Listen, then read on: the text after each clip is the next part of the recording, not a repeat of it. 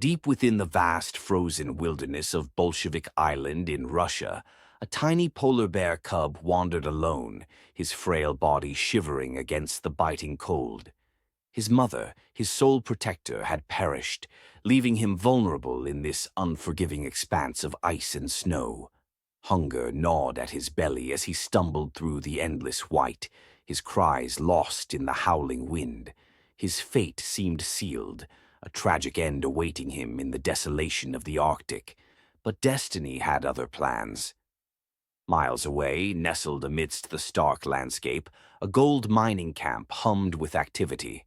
Workers toiled tirelessly, their laughter and the rhythmic clinking of tools breaking the icy silence. The aroma of simmering food wafted through the camp, a small comfort in the harsh environment. Unbeknownst to them, that enticing scent carried hope for a life on the brink of extinction. The cub, driven by hunger and instinct, followed the tantalizing smell to the edge of the camp. His small frame, weakened by days without nourishment, hesitated as he gazed at the humans, creatures he had never encountered before. The miners noticed him, a fragile figure barely more than a shadow against the snow.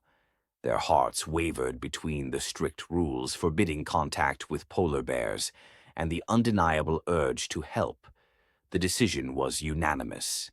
They offered scraps of food, their movements slow and deliberate, ensuring they did not frighten the cub. At first he was wary, retreating at the slightest motion, but hunger overpowered fear, and he inched closer, his wide eyes reflecting both desperation and a flicker of trust.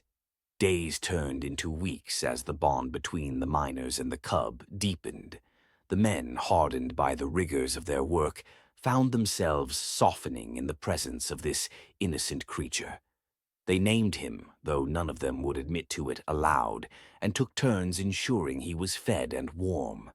The cub, in turn, became a symbol of hope amidst the bleakness of their surroundings.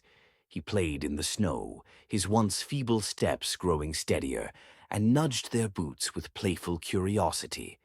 The camp buzzed with stories of his antics, each tale reinforcing the unspoken bond they had formed with him.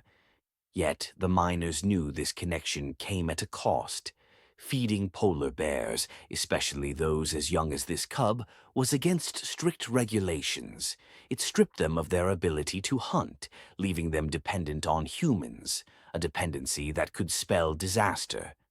Despite this knowledge, the thought of abandoning him was unthinkable. As the season drew to a close and the miners prepared to leave the island, a somber mood settled over the camp. They couldn't bear the thought of leaving the cub to face the harsh wilderness alone, knowing he would not survive.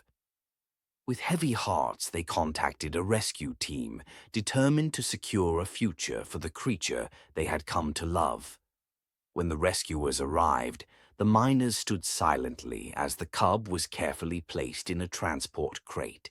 The sight of him peering out at them, his small paws pressing against the bars, brought a lump to their throats. They watched as the vehicle disappeared into the distance, carrying with it a piece of their collective spirit. The cub was transported to the Moscow Zoo, where he found a new home. There he thrived, growing strong and healthy under the care of dedicated staff. Visitors marveled at his playful nature, unaware of the incredible journey that had brought him to safety. But for the miners, his story was a testament to the power of compassion and the enduring bond between humans and nature. As they stood on the edge of the island one last time, watching the snow stretch endlessly before them, they knew their lives had been forever changed.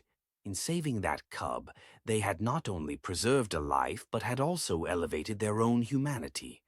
The act of kindness reminded them, and us all, that reaching out to help the creatures of this world enriches our souls and reinforces our role as guardians of this planet.